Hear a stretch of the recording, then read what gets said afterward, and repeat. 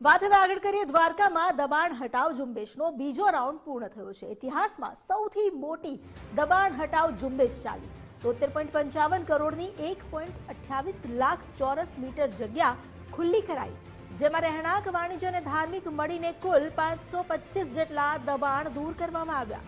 કામગીરીમાં 1100 જેટલા પોલીસ જવાનો ખડે પગે રહ્યા। વધુ જાણકારી લઈએ સંવાદદાતા રહીમ લાખાણી પાસેથી। રહીમ, જે મેગા ડિમોલેશન ડ્રાઈવ ચાલી અને 500 કરતા પણ વધુ ગેરકાયદે દબાણ દૂર કરવામાં આવ્યા, સ્પષ્ટ સંદેશ છે સરકારનો કે કોઈ પણ પ્રકારની ગેરરીતિ નહીં ચલાવવામાં આવે।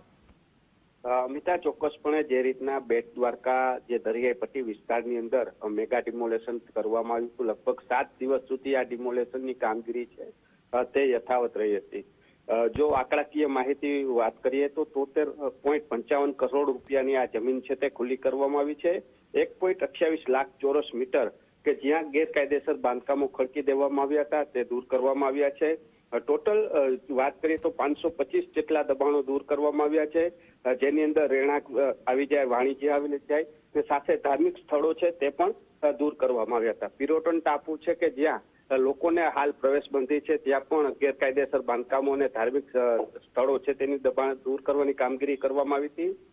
જે રીતના 7 દિવસ સુધી આ કામગીરી ચાલુ હતી તેમાં 1100 જેટલો પોલીસ જવાનનો કાફલો અને ખુદ એસપી છે તે પણ ત્યાં સ્થાનિક કક્ષાએ હાજર રહ્યા હતા। સાથે જે રીતના વાત કરવામાં આવે તો હવે આગામી સમયની અંદર જે નવી જે રણનીતિના આધારે જે અન્ય સ્થળો ઉપર દબાણ છે ત્યાં પણ કામગીરી આગામી સમયમાં શરૂ કરવામાં આવે તેવી શક્યતાઓ છે તે હાલ સેવાઈ રહી છે। જી અમિતા। જી રહીમ, જોડાયેલા રહેજો આપ અમારી સાથે।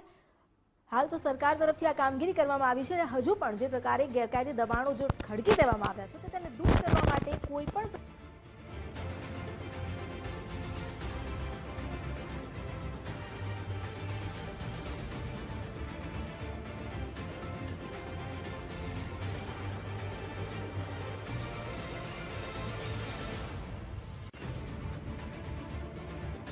દ્વારકાની સહિત ઓખા તેમજ પિરોટન ટાપુ એવા વિસ્તારો કે જ્યાં કેટલાય ગેરકાયદે દબાણ ખડકી દેવામાં આવ્યા હતા, પરંતુ એ તમામ દૂર કરી દેવામાં આવ્યા છે।